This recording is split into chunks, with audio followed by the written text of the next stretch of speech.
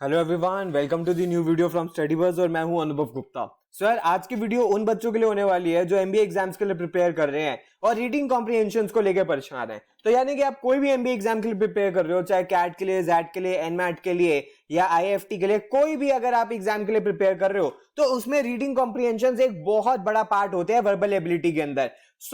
Generally होता क्या है कि बच्चे जब प्रैक्टिस कर रहे होते हैं तो उनको लगता है कि उनका आंसर सही है, बट हो गलत जाता है। वो क्या कर सकते हैं, कई बार बच्चे अपना इस वजह से कॉन्फिडेंस भी लूज अप कर देते हैं और उनको लगता है कि उनसे बिल्कुल आरसी के अंदर परफॉर्मेंस आएगी ही नहीं। आज की वीडियो के अंदर मैं कुछ आपको टिप्स और स्ट्रैटेजीज देने वाला हूं, क्या जिसके बेसिस पे आप अपने रीडिंग कॉम्प्रिहेंशंस पे काम कर सकते हो और सारे एग्जाम्स के लिए आप बेटर अपने आप को कर सकते हो। तो चलिए शुरू करते हैं। इससे पहले फ्रेंड्स हम स्टार्ट करें, I would request you channel को सब्सक्राइब करके बेल आइकन जरूर प्रेस कर लेना ताकि सारी ऐसी इंपॉर्टेंट वीडियोस की नोटिफिकेशन आपको मिलती रहे। एंड प्लीज हमारे साथ इंस्टाग्राम पे जरूर कनेक्ट हो जाना। हमारा इंस्टाग्राम हैंडल है studybuzz_education। यहाँ पे हम डेली बेसिस पे बहुत इंपॉर्टेंट कंटेंट पोस्ट करते हैं। एंड अगर आप पेनड्राइव कोर्स के अंदर एनरोल करना चाहते हो तो हमारी वेबसाइट है www.studybuzz.co.in। यहां जाके कंप्लीट डिटेल्स आपको पेनड्राइव के बारे में मिल जाएंगी। इसके साथ आपको एक पोर्टल भी मिलता है जिसकी कंप्लीट डिटेल्स आपको हमारी वेबसाइट के ऊपर भी मिल जाएंगी और आपको एक स्टडी प्लानर का भी फीचर मिलता है। अगर इसके रिलेटेड आपकी कोई भी क्वेरी है तो आप हमारे हेल्पलाइन नंबर पे आप हमें कांटेक्ट कर सकते हो।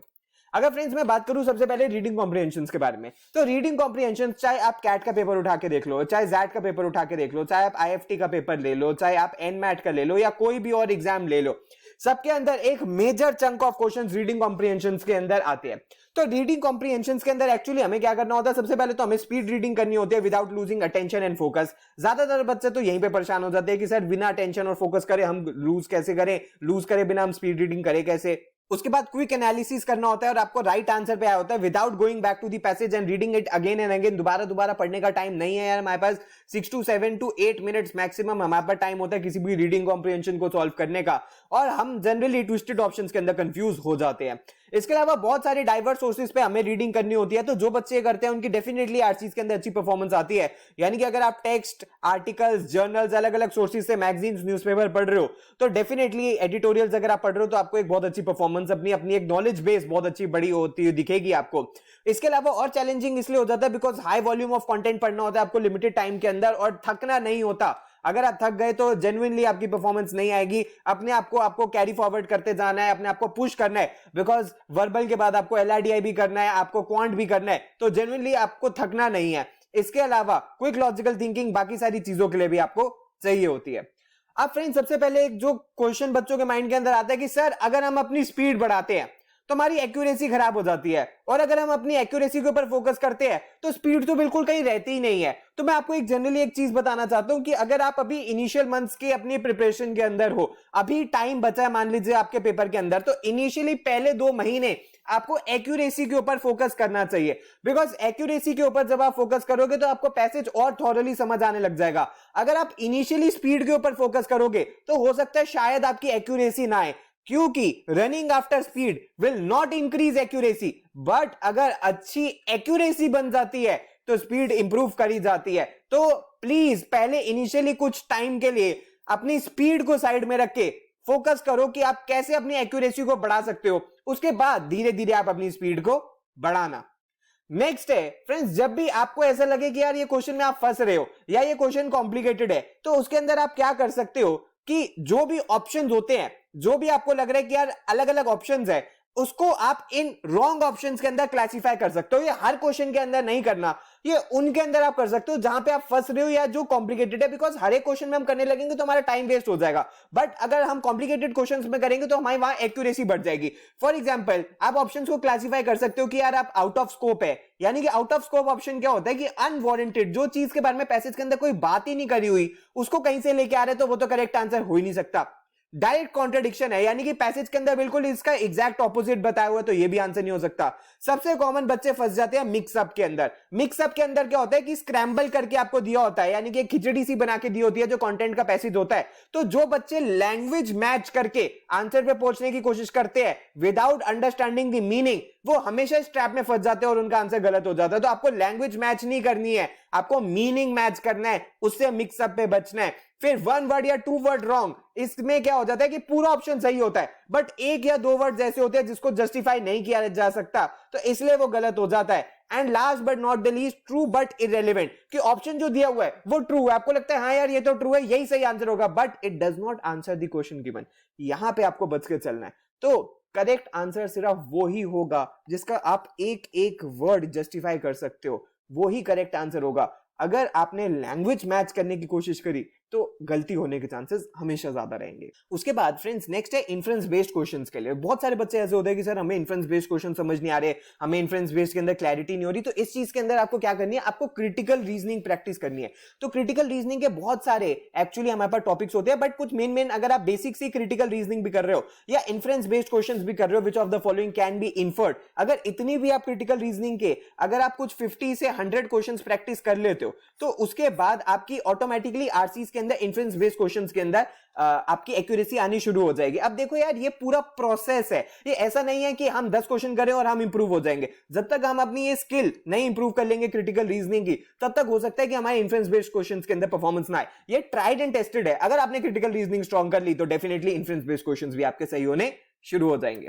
नेक्स्ट रेफरेंस हमारे पास मिशन 300। मिशन 300 क्या है कि जनरली अगर आप आरसीज को मास्टर करना चाहते हो तो मिनिमम आपको 300 आरसी तो प्रैक्टिस करने ही पड़ेंगे। अब होता क्या है, बच्चे 10 15 20 आरसीज करने के बाद कहते हैं नहीं सर हमारी तो एक्यूरेसी नहीं आ रही, हमने तो बहुत सारा कर लिया और हमारा तो तब भी कुछ नहीं हो रहा। तो इसीलिए मैंने ये मिशन का नाम रखा है मिशन 300 नॉन स्टॉप, यानी कि जब तक आप 300 आरसीज अपने एग्जाम से पहले प्रैक्टिस नहीं कर लोगे तब तक आप इस कंक्लूजन के ऊपर नहीं पहुंचोगे कि आपकी आरसी के अंदर एक्यूरेसी आ रही है या नहीं आ रही है। ये बेयर मिनिमम है। 300 के 400 तो हो सकते हैं, लेकिन 300 के 150 या 200 नहीं हो सकते, बिकॉज मैंने जितने भी बच्चों को मिशन 300 कंप्लीट करते हुए देखा है उनकी एक्यूरेसी 60% से ऑलमोस्ट कुछ 85% से 90% तक पहुंच गई थी। और इसका भी प्रोसेस है, पहले 100 आरसीज के अंदर आपकी परफॉर्मेंस नहीं आएगी, अगले 70 के अंदर आनी शुरू हो जाएगी, अगले 100 के अंदर और बेटर हो जाएगी और आखिरी 30 के अंदर तो बहुत अच्छी हो जाएगी। तो अपने आप से आप एक तरीके से झूठ ना बोल सको कि हाँ मैंने बहुत सारी प्रैक्टिस कर ली है, तो आपको मिशन 300 करना है। इसके लिए आप एक एक्सेल भी मेंटेन कर सकते हो, ऐसा मैंने कुछ आपकी स्क्रीन के ऊपर दिखाया है ताकि आपको पता लगता रहे कि आपने कितने रेगुलर बेसिस पे किया। कोशिश करनी है कि 2 से 3 आरसीज आपको डेली बेसिस पे करने हैं ताकि हम मिशन 300 को कर सके। उसके बाद है फ्रेंड्स हमें पास्ट ईयर पेपर्स करने बहुत जरूरी है। पास्ट ईयर पेपर्स इसलिए नहीं क्योंकि क्वेश्चंस रिपीट होते हैं, पास्ट ईयर पेपर सिर्फ इसीलिए कि हमारा कॉन्फिडेंस बिल्ड हो सके। तो आई वुड रिक्वेस्ट यू यार कैट, जैट एंड आईएफटी, इन तीनों के पेपर्स आप इजीली डाउनलोड कर सकते हो, पिछले कुछ सालों के कर लो, और इसके अंदर जितने भी आरसीज दिए हुए हैं उन सबको प्रैक्टिस करने की कोशिश करो। इनकी प्रैक्टिस से एक्चुअली क्या होगा कि धीरे धीरे आपका कॉन्फिडेंस बिल्ड होना शुरू हो जाएगा कि एग्जाम में जिस तरीके के क्वेश्चंस आते हैं, कई बार होता है हम ना अपने अंदर एक बहुत ज्यादा हवा बना के रखते हैं कि यार अरे पेपर में तो बहुत डिफिकल्ट आएगा, मुझसे होगा नहीं होगा। तो जब हम पास्ट ईयर के पेपर सॉल्व कर लेंगे तो हमारा कहीं ना कहीं एक कॉन्फिडेंस बिल्ड हो जाएगा कि हाँ यार अब हम कर सकते हैं, बिकॉज अब क्योंकि हमने इसकी प्रैक्टिस करी हुई है। तो कैट, जेड, आईएफटी ये 3 बहुत प्रेस्टिजियस पेपर है। आई वुड डेफिनेटली रिकमेंड कि इसके जितने मैक्सिमम आरसीज हो सके उतने आपको प्रैक्टिस करने चाहिए। नेक्स्ट है फ्रेंड्स हमारा find and create your own comfort zone. Comfort zone in the sense में ये नहीं कह रहा कि आपको मेहनत नहीं करनी, मैं बता रहा हूं कि कंफर्ट जोन के अंदर हमें बहुत मेहनत करनी है। कैसे? सबसे पहले तो यार हमें पता होना चाहिए कि पिछले कुछ सालों के अंदर कौन कौन टॉपिक से आरसीज पूछे गए हैं, ताकि उन टॉपिक्स के बारे में हमें अच्छी खासी नॉलेज हो और हमें यह पता लग जाए कि यार उनमें से हम किस टॉपिक के अंदर कंफर्टेबल है उसको हम पहले करेंगे, किस टॉपिक के अंदर हम कंफर्टेबल नहीं है उसको हम बाद में करेंगे, या किस टॉपिक को हमें कैसे अप्रोच करना है। तो इसके लिए हम तभी कर सकते हैं जब हमें सारे के सारे टॉपिक्स बताओ। तो मैं अब आपको एक एक करके सारे टॉपिक्स पास्ट ईयर के बताता हूं और उस तरीके से आपको अपना कंफर्ट जोन फाइंड आउट करना है। तो फ्रेंड्स अगर मैं बात करूं तो हर साल फिलोसफी ऑफ साइंस, साइकोलॉजी और साइको एनालिसिस से बहुत सारे आरसीज पूछे जाते हैं और आप देख सकते हो जैट तो कुछ ज्यादा ही फेमस है इसके रिलेटेड आरसीज पूछने के अंदर। तो अगर आप जैट को टारगेट कर रहे हो तो इस सेक्शन को तो आपको और इस सब्जेक्ट को तो बहुत अच्छे से मास्टर करना पड़ेगा, और ये तभी कर सकते हो जब आप इसके अंदर जेन्युइनली इंटरेस्ट लो, अदरवाइज ये करना मुश्किल है। उसके अलावा अगर मैं political science, economy, history and war के बारे में बात करूं तो कैट यहां से कई सारे आरसीज पूछता है, आप अपनी स्क्रीन के सामने देख भी सकते हो। इनफैक्ट जैट ने भी कई सारे आरसीज यहां से पूछे गए हैं। तो ये तो बहुत ही इंपॉर्टेंट टॉपिक है, political science, economy, history and war. तो आपको देखना है कि यार अगर ये आपका कंफर्ट जोन है तो आप इसको पेपर में पहले करोगे, इसको बहुत अच्छे से अटेम्प्ट करोगे। अगर आपका ये कंफर्ट जोन नहीं है तो जो आपका कंफर्ट जोन है उसको आप पहले करोगे, उसमें अच्छे से परफॉर्म करोगे और इसको बाद में करोगे। नेक्स्ट फॉर एग्जांपल उसके बाद हम बात करें evolution, genetics, nature, climate change and environment के अंदर, तो इसमें कैट से काफी सारे आरसीज पूछे जा रहे हैं ओवर द ईयर। और एनवायरमेंट और क्लाइमेट चेंज तो कुछ ज्यादा ही कैट का एक फेवरेट टॉपिक हो गया, हर साल आपको इससे रिलेटेड आरसीज देखने के लिए मिलते हैं। उसके बाद साइंस टेक्नोलॉजी एंड सोसाइटी, इससे कुछ बहुत ज्यादा पूछा जा नहीं रहा, तो हो सकता है आप इसको थोड़े टाइम के लिए साइड कर दो। उसके बाद society, culture, morality and human behaviour, इसमें भी अब लेटेस्टली काफी सारे आरसीज पूछने जाने लग गए हैं। कैट काफी ज्यादा पूछने लग गया है सोसाइटी, कल्चर और मोरालिटी के बारे में। आर्ट्स लिटरेचर के अंदर भी आप देख सकते हो कैट और जैट दोनों के अंदर ही आरसीज पूछे जाते हैं। इसके अलावा further artist and literary cinematic works, इसके अंदर कभी कभी पूछे जाते हैं, हर साल इसके अंदर नहीं पूछे जाते। उसके बाद education, learning, language and communication, ये काफी इंपॉर्टेंट है बिकॉज आप देख सकते हो कि रीसेंट टाइम से कैट और जैट दोनों के अंदर ये पूछे जाने लगा है। उसके बाद industry, business management, theory and concept, ये बहुत इंपॉर्टेंट है बिकॉज कैट और जैट के पॉइंट ऑफ व्यू से नहीं, आईएफटी के अंदर भी इसके सारे क्वेश्चंस पूछे जाते हैं इस टॉपिक से। तो यहां पे भी आपको एक अपना कंफर्ट जोन बनाना पड़ेगा।